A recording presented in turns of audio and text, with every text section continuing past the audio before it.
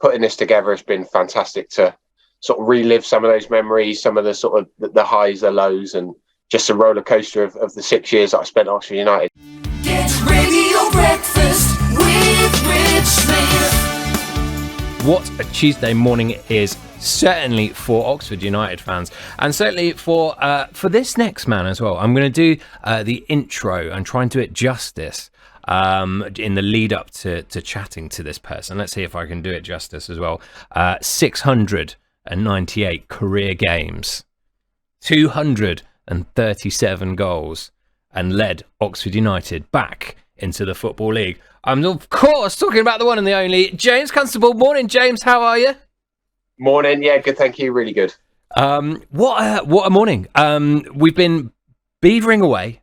We've been making a fantastic podcast all about your time and life and football career. So how are you feeling this morning?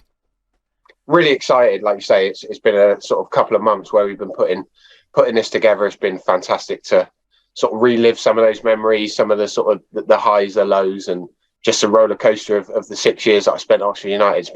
It's been great, obviously, to work with you guys as well, and just basically have a good time but talk about football, which is obviously great as well.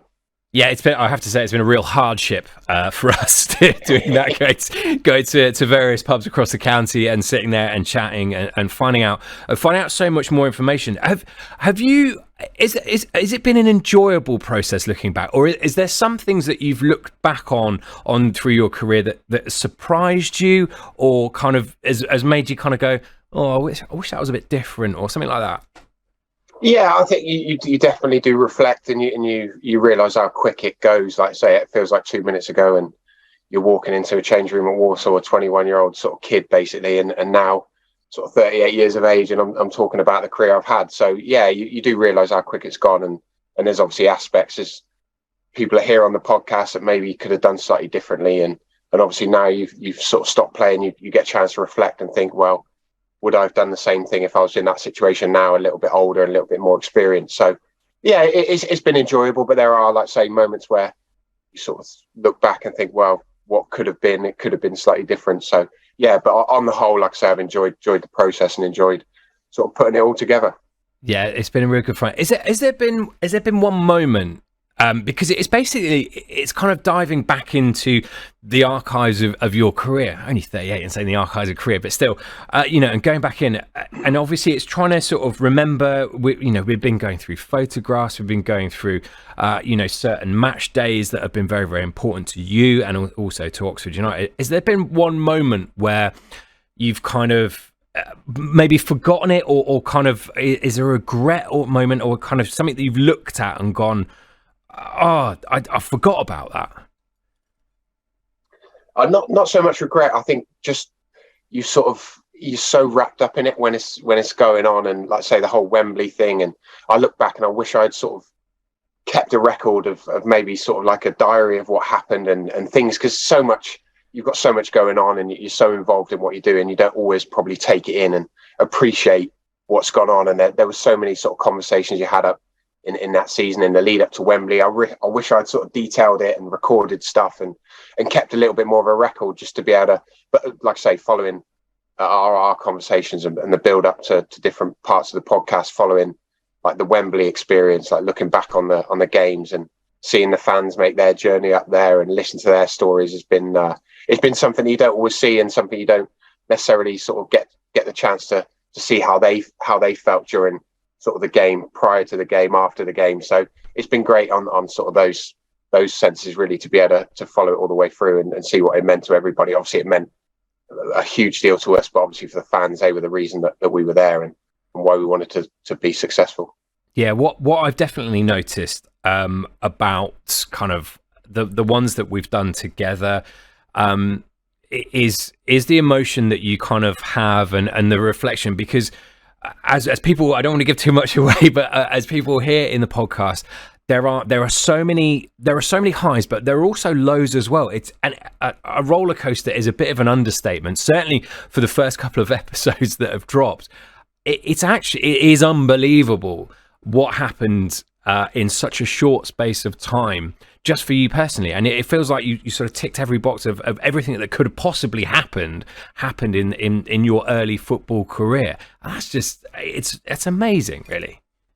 Yeah, it is. And like I say, it was a sort of roller coaster time the first couple of years, but you look back now and I wouldn't have had it sort of any other way. It makes you realise really how lucky you are to be even just in that however many percent that actually make it to play professional football as a kid. That's what I always dreamed of doing. And like I say, to look back now and sort of look back at these games and look back at the goals and the sort of accolades and things like that, and you think actually like I've done what I always dreamed of doing. So I'm really grateful for being given the opportunity to do that. And like I say, I don't sort of look back on it and sort of have too many regrets of the way it's gone. No, it's testament to you and your character and everything else that you're very humble with everything that's gone on, and hopefully you sort of don't mind me sort of saying that you take the highs with that kind of pinch of salt and going, okay, yeah, that's a great thing, and the lows as well, because there were sort of lows. We just did an episode regarding what happened with the Swindon transfer, which is a strange time, but you take everything basically in your stride and kind of look for the positives out of it and everything like that, which is it's quite a different way of looking at it and testament to your character.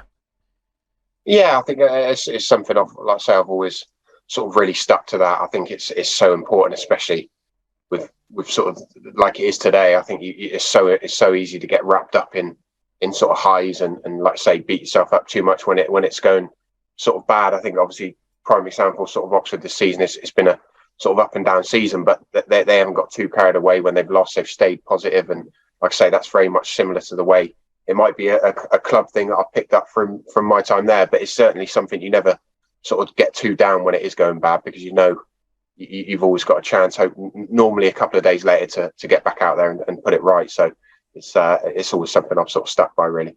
No, it's brilliant, and it's a wonderful listen for people sort of Oxford United fans and fans of lower league football as well. It's a brilliant listen. So what have you got to tell people to remember to do? This is a little test, because we've been saying this is what I say at the end of every podcast. Well, what have we got to do? This morning, so I've listened to the first one already this morning. I've absolutely loved it. But you've got to like, follow, and share, because like I say, follow along and like I say, listen to the journey. We see plenty of these sort of podcasts from sort of the top level and people buying Range Rovers and all sorts of cars. This is I say the majority of my career has been sort of in the non-league and League Two. So it gives you hopefully people at home a bit of an insight into what it's like. It's not all you read and what you see on the TV. It's a lot different at that level. And like I say, hopefully we've managed to give you an insight into that as well. No, we definitely have. I think we should maybe call it like Life from the Smart Car instead of the Range Rover. I think that's the way we have to go with that one. I think maybe. Anyway, that's definitely for a future episode. James, absolute joy and a pleasure.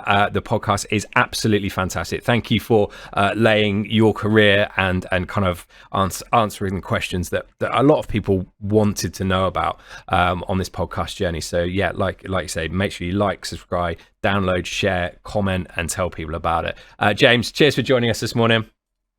Thanks, Rich. Just to say a thanks to you guys as well, obviously you and Ted and Get Radio for putting it together. Like I say, you've sort of lightened up my day a bit, reliving it and talking about it again. And like I say, hopefully everybody that listens enjoys it and gets a chance to find out something they didn't know before. Oh, top man! It's been an absolute pleasure, and yeah, don't get too sentimental. We've got another one to record tomorrow, so yeah, we'll get on that. Top man, cheers, James. Top man, cheers, Rich. Thank you. It's brilliant. Honestly, just have a little listen. It's a great listen. You'll find out so much more insight to your lower league football if you're liking that. And I know so many people do love and care about Oxford United across the county. So have a little download, have a little listen, have a little comment and share of that. The James Constable podcast.